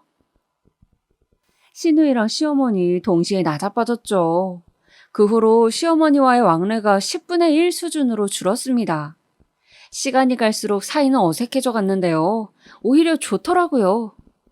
위에도 언급드렸지만 저희 집은 장애인 첫째, 보호자 역할을 해야만 했던 둘째, 늦둥이로 태어난 셋째, 그리고 첫째 때문에 희망 고문에 시달리며 재산 탕진하고 시간 또한 날린 부모님으로 구성돼 있던 집이었는데요. 저희 아버지와 오빠가 한꺼번에 사망하는 비극을 겪었습니다. 교통사고였고 상대 측 과실 100%로 최종 결론이 났습니다. 오빠는 현장에서 즉사를 하였고 아버지는 병원에서 9일을 버티시다가 열흘째로 넘어가던 날의 새벽에 돌아가셨습니다. 잠깐 의식이 있으셨던 적도 두어 차례 있었고요. 그때 저랑 어머니를 향해 눈인사를 천천히 보내시면서 슬픈 표정을 지으셨어요. 결국 아버지께서도 먼저 간 오빠의 뒤를 따라 하늘나라로 떠나셨어요. 이때 집안의 둘째인 저희 언니, 연락을 끊고 살았던 언니와 어머니가 좀 싸웠습니다. 드디어 우리 가족이 해방될 수 있었는데 왜 아버지까지 휩쓸려 가신 거야? 하늘도 무심하시지. 짐덩이만 사라졌어야 했는데 애꿎은 아버지마저 떠나셨네. 언니가 이런 소리를 했었거든요. 그러자 그걸 듣고 어머니께서 노발대발 하셨던 거였죠. 뭐라고? 짐덩이? 너는 네 오빠가 불쌍하게 살다가 불쌍하게 죽었는데 그런 소리가 입에서 나와? 왜요? 엄마도 그렇게 생각하시잖아요. 아버지 돌아가신 건 안타까워도 솔직히 오빠 죽은 건 엄마도 마음 한구석에서는 후련하지 않으세요? 욱해서 받아친 언니가 그렇게 말한 순간 어머니께선 모든 기력을 끌어모아 손을 휘두르셨습니다. 짝! 하고 맑은 소리가 크게 울렸죠. 저는 깜짝 놀라서 입을 틀어막고 있었고 오빠와 아버지의 연달아 터진 비보로 넋이 나가 계셨던 어머니는 형형하게 빛나는 눈빛으로 언니를 노려보고 계셨습니다. 지금껏 영 끊고 살다가 가족 죽으니까 조아랍시고 얼굴 들이민 너. 정말 냉혈한이다. 내가 어떻게 너를 낳고 키웠을까? 어머니께서 언니를 노려보시며 말씀하시는 동안 눈물을 주룩주룩 흘리셨어요. 맞은 뺨을 부여잡고 있었던 언니가 아주 천천히 그리고 냉정한 표정으로 어머니를 똑바로 바라보았습니다. 내가 얼마나 개고생을 하면서 살았는지 엄마는 전혀 생각도 안 하고 계신다는 뜻이네. 나는 태어났던 그 순간부터 장애인 오빠를 위한 도움이 그 이상도 그 이하도 아니었는데 거지 같은 취급받으면서 살아왔는데 이제 그 원흉이 떠나고 나서도 취급은 나아지질 않네요. 예, 잘 알았어요. 이제 제가 엄마 보는 일 없을 거예요. 돌아가시면 그때 찾아뵙겠습니다. 아, 혹시 제가 먼저 죽으면 안 오셔도 돼요. 저는 그런 거 바라지도 않아요. 언니는 고요한 눈빛으로 어머니를 쳐다보다가 자리를 떴습니다. 저는 언니를 쫓아가야 하는지 장례식장 바닥에 스르르 주저앉아 버리신 어머니를 달래드려야 하는지 고민이었어요. 하지만 어머니께서 오열하시는 것에 얼른 어머니의 어깨를 안아드렸습니다. 나중에 어머니께서 저에게 하신 말씀인데 사실은 속으로 많은 후회를 안고 살아오셨대요. 언니한테 미안해서 어쩔 줄 모르겠는 것이 사실은 진짜 본심이셨대요. 그런데 그 미안함이 너무 오랜 세월이 축적이 되었고 습관처럼 박혀버린 것이라 어머니께서도 그것을 오롯이 마주하기가 힘드셨던 것입니다. 그렇게 어머니와 언니는 솔직한 진심으로는 저를 아끼고 위하는 마음이 있었지만 너무 가슴 아픈 순간들을 많이 지나왔기에 지치기도 하였고 어긋나 버린 순간들이 많아졌던 거예요. 아버지와 오빠가 그 어처구니 없는 사고로 세상을 떠나버린 후에 너무 적나라하지만 그에 따른 돈이 나왔습니다. 어머니께서 수령을 하셨고요. 허투루 쓰지 않고 잘 두련다. 내가 쓸 데도 없지만 내 자식들을 위해선 내가 잘 간직해두는 게 최선이겠지. 어머니는 자식이 아니라 자식들이라는 표현을 쓰셨습니다. 마음속에는 언니가 있었으니까요. 아무튼 저희 집은 그런 엄청난 일을 겪은 바가 있었고요. 이런 과거를 아는 채 시간이 더 흘러버렸을 때 어머니의 건강에 이상 징후가 잡히고 말았습니다. 이상하다. 내가 잘 먹는 그 빵을 사러 갔는데 워낙 자주 가는 집이잖아, 거기가. 그런데 그 빵 이름을 모르겠는 거야. 지난번에도 한 번 이런 적이 있어서 정말 당황스러웠는데 10년을 먹은 그 빵 이름이 생각이 안 나서 그거 아직 안 나왔냐고 직원한테 물어볼 때 얼마나 진땀을 뺐는지 몰라. 맨 처음에는 어머니께서 그런 식으로 일상 속의 작은 불편 정도를 호소하셨던 것 같아요. 저는 크게 대수롭지 않게 여겼었습니다. 당사자인 어머니께서도 마찬가지셨고요. 뭐라고? 무슨 말 하는지 분명히 내가 들었는데 그게 무슨 의미인지 모르겠네. 그래서 지금 나한테 뭘 말하고자 하는 거니? 그런데 수상한 낌새가 어느 순간부터 느껴졌죠. 어머니께서는 지난주에 있었던 일을 헷갈려 하셨고 어제 뭘 하셨는지 떠올려내시려면 한참 고민에 빠져드셔야 했습니다. 너무나도 당연하게 알고 있었던 사물의 명칭을 빨리 기억해내지 못하셨으며 저랑 대화를 나누실 때 제가 드린 말씀의 의미가 무엇인지 잘 못 받아들이셨어요. 말 자체를 잘 못 알아들으실 때도 있었고요. 설마, 에이, 아직은 아닐 거야. 노화에서 오는 자연스러운 과정이겠지. 어르신들 보면 다들 깜빡깜빡 하신다잖아. 어머니 아직 정정하시고. 그러니까 설마 그건 아닐 거야. 저는 애써 제 안에 든 의구심을 부정하려고 들었습니다. 제발 그것만은 아니기를 바라는 마음이 컸습니다. 하지만 이미 벌어진 현실 앞에서 부정을 해봤자 그건 현실 도피가 될 뿐 현실을 바꾸는 방법이 되진 못했습니다. 네? 그러니까 저희 어머니가 치매 증상을 보이신다는 건가요? 치매? 어머니가 치매 환자라고요? 정확한 검사를 받아봤을 때 그것만은 제발 아닐 거라고 부정하였던 결과표를 받아들고야 말았습니다. 제가 인간이 겪을 수 있는 그 어떤 질환보다 가장 무섭다고 생각하고 있었던 치매 말입니다. 평생을 보람되게 잘 살면 뭘 하나요? 치매가 걸리면 수십 년을 동반자로 살아온 배우자도 못 알아보고 목숨보다 귀한 자식도 못 알아보고 보기만 해도 예뻐 죽겠던 손주들도 못 알아보는 것을요. 다른 동물들도 마찬가지이지만 인간은 뇌가 주체이고 뇌의 작동과 명령으로 행동하며 살아갑니다. 그 안에 모든 역사가 담겨 있고요. 그런 측면에서 뇌를 고장내버리는 치매만큼 처절하리 많지 잔인한 건 없다고 생각합니다. 그런데 저희 어머니께서 그 치매에 걸리셨다니. 하늘이 노래진다는 말을 실제로 체감하였습니다. 제가 더 단단해져야 하는데 그 순간만큼은 그러질 못했어요. 망연자실 하더라고요. 첫 아이를 장애인으로 만나서 마음고생, 몸고생 심하게 하셨던 어머니. 그 평생에서 아무런 걱정 하나 없이 지내보셨던 순간이 손에 꼽을 정도로 적다고 말씀하셨던 어머니. 그러신 분이 어째서 치매라는 가혹한 현실까지 맞닥뜨려야 했을까요? 이럴 수는 없었습니다. 장모님, 그거 뭐 검사 받으셨다더니만, 그게 결과가 치매로 나왔다고? 치매가 결국 맞으셨던 거야? 남편이 그 소식에 화들짝 놀랐고 저는 그 앞에서 착잡하게 고개만 끄덕여 주었습니다. 제가 이때 엄청난 착각을 하고 말았죠. 개차반 같은 남편놈이라도 자기 장모님의 슬픈 소식에는 공감하고 함께 아픔을 나눌 줄 아는 사람이라고 생각을 해버렸어요. 왜냐하면 그로부터 몇 달이 지났을 때였는데요. 예상 그리고 기대와는 다르게 어머니의 치매 증세가 자꾸만 무섭게 나타났어요. 그래서 요양원을 조심스레 입에 올리게 된 시기였습니다. 제가 한숨을 푹푹 내쉬고 있는데 남편이 와서 그러는 거예요. 내가 그동안 계속 생각을 해봤는데 말이야. 장모님, 우리가 모시고 지내는 건 어때? 애들도 집에 거의 안 붙어 있는데 장모님 와 계셔도 크게 상관없잖아, 안 그래?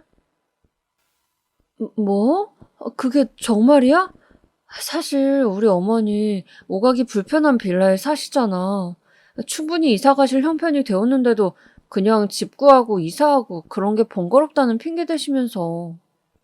지금까지는 그랬다고 쳐도 치매가 언제 어느 때고 확 심해지지 않으리라는 법 없고 솔직히 걱정이었거든. 저는 고민하는 신용도 못하고선 그저 반갑게 제 생각을 줄줄이 늘어놓고 말았습니다. 남편 쪽에서 먼저 그렇게 말을 해주었던 것이 너무 의외이고 신기했던 마음이 커서 흥분했었나 봐요. 그 집은 당장 매매도 힘든 편이니까 일단 장모님부터 오시라고 하자. 일단은 우리가 모시면서 다른 것들 정리하고 그러자고. 남편이 선뜻 그렇게 말을 해주었을 때 저는 혹시라도 무르자고 할까 봐서 당장 알았다고 정말 고맙다고 대답했습니다. 얼른 어머니를 모셔올 생각을 하면서 문득 시어머니의 존재가 떠올랐죠. 어라? 그분이 이런 걸 용인하실 분이 아닌데? 나중에 이것 때문에 또 사달라는 거 아니야? 미리 언지를 드려야 하나? 아니면 무대뽀로 질러놓고 나서 될 대로 되란 식으로 뻗팅겨야 하나? 가뜩이나 저희 집안을 우습게 얕잡아 보면서 살아오신 시어머니셨죠. 저희 아버지와 오빠가 사고를 당했을 적에도 이야, 대단하다, 대단해. 아이, 무슨 집구석이 웬 이상한 일들만 다 일어난대? 전생에 뭘 하면서들 살았길래 아이고 무서워라. 이렇게 말씀하시면서 고개를 절레절레 흔드셨던 모습을 제가 본 적이 있습니다. 저희 어머니의 치매 판정을 아시게 되셨을 땐 그래, 그래. 그 집구석 이젠 놀랍지도 않다. 아주 그냥 활용점정을 찍으시는구만. 일부러 크게 혼잣말을 하셨었죠. 멀찍이 있는 저 들으라고요. 이런 분이셨는데 치매 걸리신 저희 어머니를 남편과 같이 사는 저희 집으로 모신다고 그러면 거품 물고 쓰러지실지도 모른다는 생각이 들었어요. 뭐 쓰러지시는 거야 상관이 없었지만 그러다가 잘못되시면 제가 병수발 들고 싶진 않더라고요. 대충 그런 마음으로 남편한테 어머니께는 뭐라고 말씀드릴 거야? 아예 숨길 수는 없을 거 아니야. 이렇게 운을 띄워보았습니다. 그런데 생각지도 못했던 대답이 들려오는 거예요. 아, 엄마한테 다 말씀드려놨어. 장모님 우리가 모시고 싶다면서 내가 그래놨지. 뭐라고? 어머님께서 이미 아시고 있다는 거야? 그래서 뭐라고 하셨는데? 절대 안 된다고 하셨어? 아니, 어차피 천년만년 치매 환자 데리고 있을 수도 없는데 오랜 기간도 아닐 텐데 그 기간도 못 모시는 건 이상하시다고 하면서 우리가 장모님 모시는 건 당연해 보인대. 엄마는 찬성이라고 그러시더라. 이럴 수가. 제가 알고 겪어온 시어머니는 절대 그런 분이 아니셨는데, 게다가 저랑 워낙 냉랭한 관계가 되었다 보니까 저희 어머니를 모시는 걸 흔쾌히 찬성하셨을 리가 없었어요. 혹시 치매가 오셨나? 그래서 갑작스러운 성격의 변화를 겪고 계시나? 제가 오죽하면 그런 상상도 잠시 했더랍니다. 어쨌든 저희 어머니를 저희 집으로 모시게 되었어요. 내가 거절했어야 했는데 염치 없이 오겠다고 한 건 아닌지 너무 미안하네. 조금만, 정말 짧게 있다가 내 발로 시설에 들어갈 거니까 둘 다 부담 갖지들 말어. 어머니께서 저희 집으로 오신 첫날 함께 저녁을 먹던 중이었어요. 맛있게 식사를 잘 하시다가 도중에 저런 말씀을 하시면서 갑자기 눈물을 보이셨습니다. 제가 당황하고 있을 때 남편이 먼저 나섰습니다. 아닙니다, 장모님. 마음 편히 잡수고 여기 계실 수 있는 그때까지 계속 머물러 주세요. 그게 저희가 원하는 겁니다. 이 인간이 이런 말도 선뜻 할 줄 아는 인간이었다니 놀랄 노자였습니다. 저희 어머니께서 무려 치매를 앓게 되신 것이 못난 남편도 변화시켜 놓은 것인가 싶었네요. 사위 노릇 제대로 한번 못하고 산 것에 대한 반성이려나 싶기도 했었고요. 가장 놀라웠던 점은 그 시어머니께서 좋은 과일 들고 찾아오셔선 저희 어머니를 뵙고 가셨던 것이었습니다. 선의를 가지고 왔다고 하시는데 내쫓을 수도 없고 들어오시라고 그랬습니다. 시어머니께서는 저희 어머니의 상태를 면밀히 살피셨고 이런저런 질문도 많이 하시더라고요. 이게 웬일인가 싶었네요. 저희 어머니께서 오시고 나서 며칠이 흘렀고 금세 몇 주로 쌓여갔습니다. 그리고 몇 달이라는 시간이 되었을 때였어요.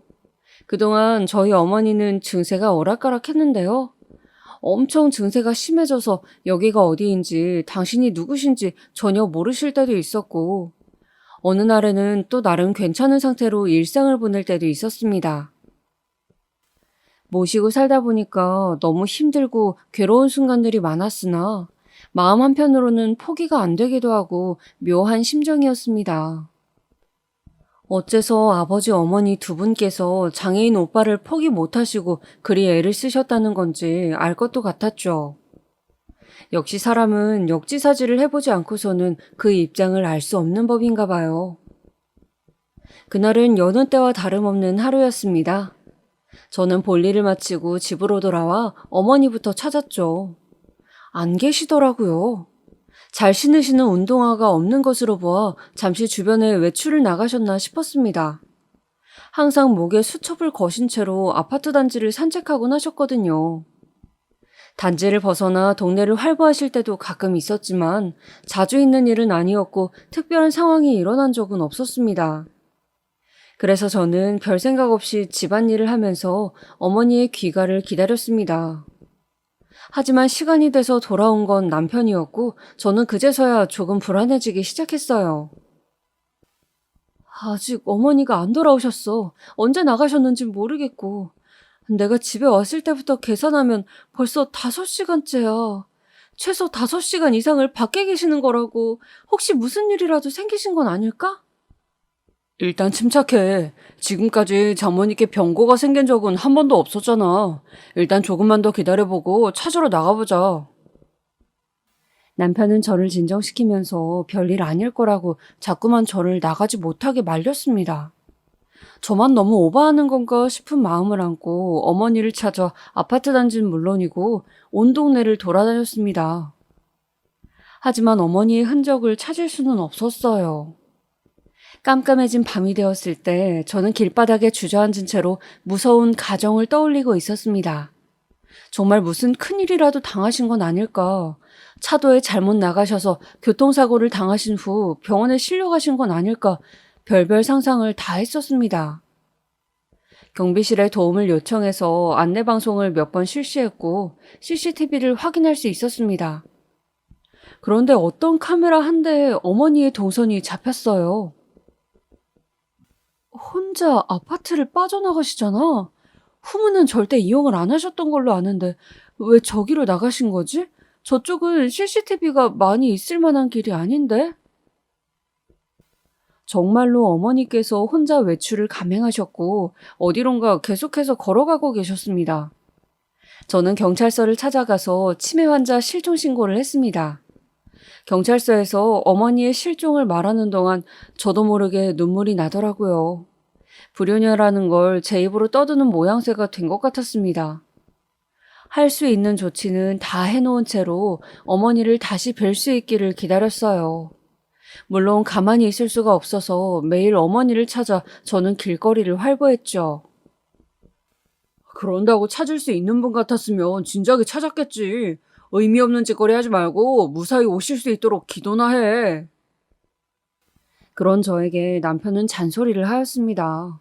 정신사납게 굴지 말고 차분하게 기다리라네요. 그게 어떻게 되나요? 하루아침에 어머니께서 증발하신 건데요. 제가 시름시름 앓으면서 사라진 어머니의 행방 때문에 속이 문드러져 가고 있던 때였습니다.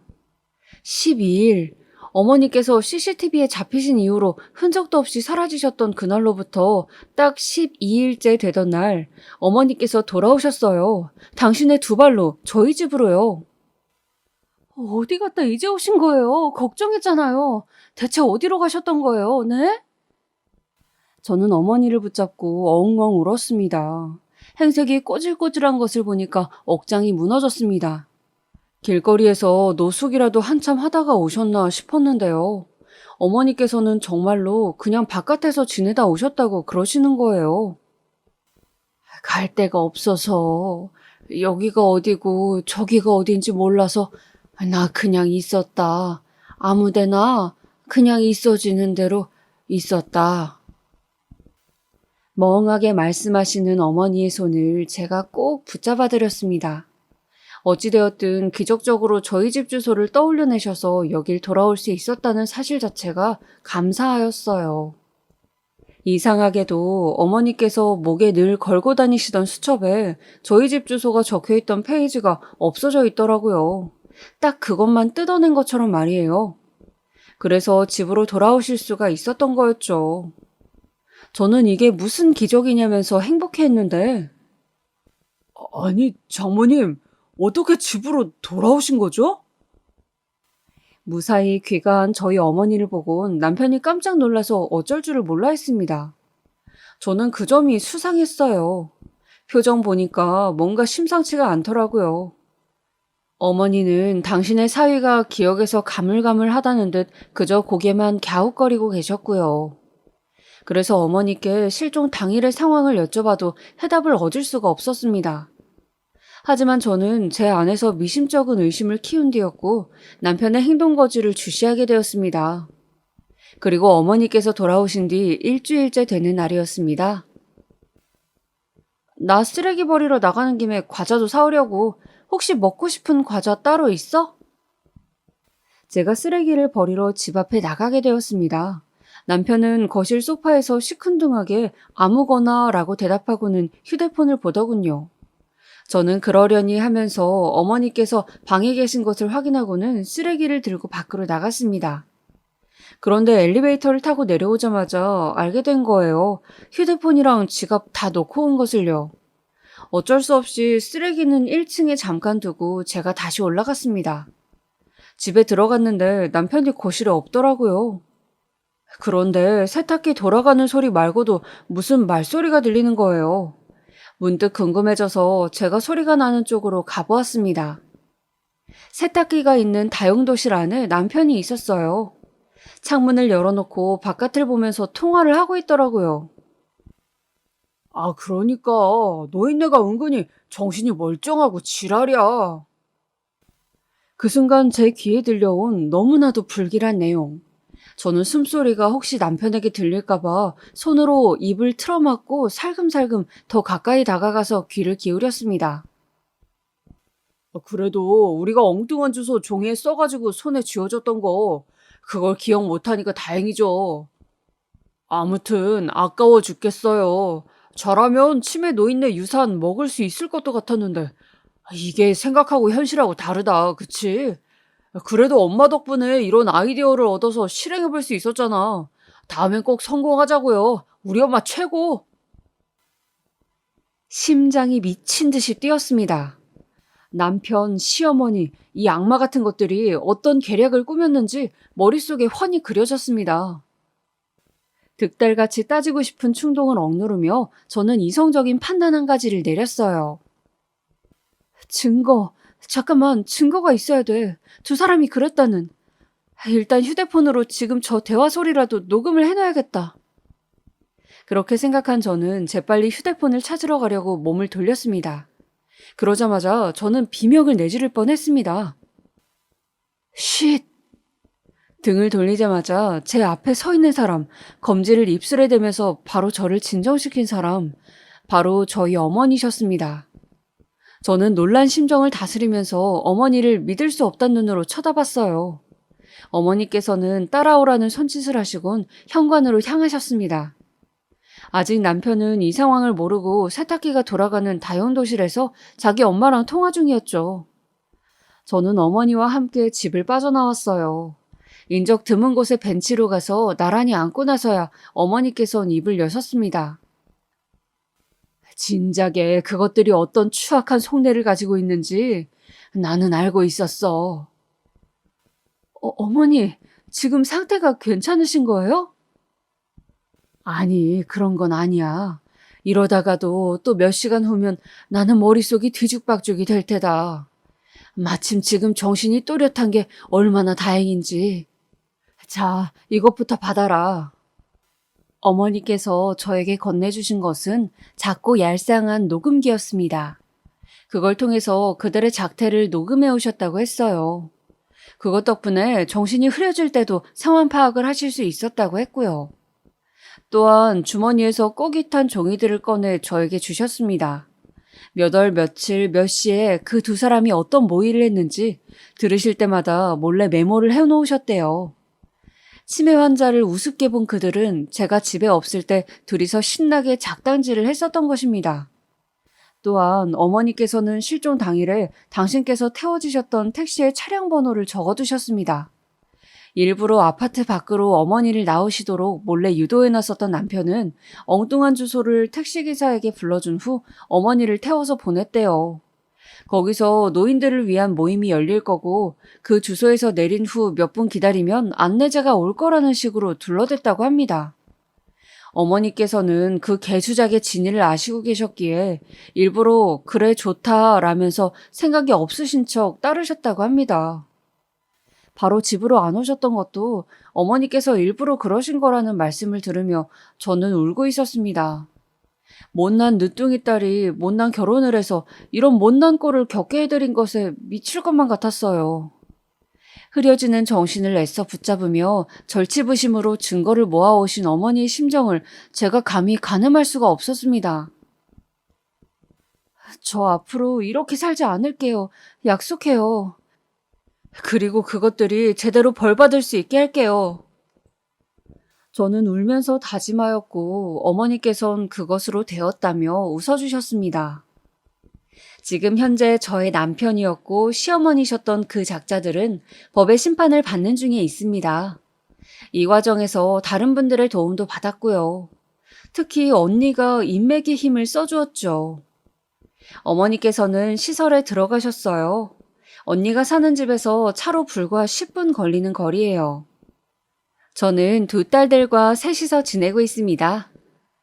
일련의 사건들을 알게 된 딸들은 크나큰 충격을 받았고 자기들은 아빠라는 존재가 없는 셈 치면서 살 거라고 합니다.